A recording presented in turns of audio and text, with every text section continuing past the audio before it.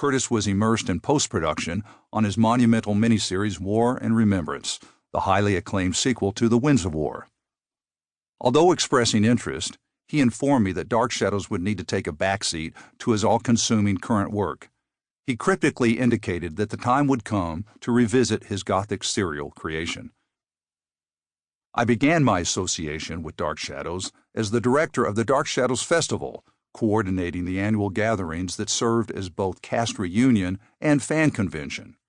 Usually held in New York and Los Angeles, the desire was for these unique events to also promote Dark Shadows on various PBS stations at the time and to generate professional media coverage for the show as a baby boomer classic. In late 1989, I reconnected with Curtis to begin the launch of Dark Shadows on home video. This would ultimately involve pulling together elements for all 1,225 episodes, of which a third had never been rebroadcast, and dealing with all the production, promotion, and marketing aspects. This unprecedented undertaking would be accomplished in connection with MPI Home Video, a family-run enterprise out of Chicago that was a pioneer in consumer video releases. Simultaneously, Curtis, on the search for a new project, was enticed by NBC television chief Brandon Tartikoff to resurrect Dark Shadows in the form of a weekly hour-long primetime drama. With production commencing in March of 1990, I moved to Los Angeles and began work at Dan Curtis Productions as both a marketing manager overseeing Dark Shadows activities as well as serving as an assistant to the writing staff of the revival series. Unfortunately, the 1991 weekly series only lasted 13 episodes, but Dan always remained enthusiastic about giving Dark Shadows another chance. In 2004, he partnered with John Wells Productions to attempt another primetime version. Following creative differences, that enterprise only yielded an unfinished and unaired pilot, for which I was an associate producer. I would continue to be part of Dan Curtis Productions through the dissolution of the company upon Dan's death in March of 2006. Since then, I've been involved as a consultant for the 2012 Dark Shadows feature film directed by Tim Burton, produced the 2019 documentary Master of Dark Shadows, and remained responsible for marketing and promoting Dark Shadows for the Curtis estate. As Dan predicted, his spooky soap opera still possesses a healthy heartbeat. It's now been over half a century since the stormy waves first crashed over the jagged rocks on the cold and windy seashore of Collinwood, Maine. Here's a capsule of highlights.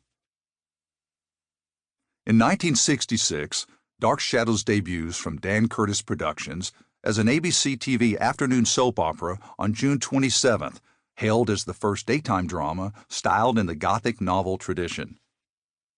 Later that year, the first of 32 paperback novels by Marilyn Ross, based on the series, is issued, starting a Dark Shadows merchandising effort that will include games, gum cards, and even a replica of Josette's music box.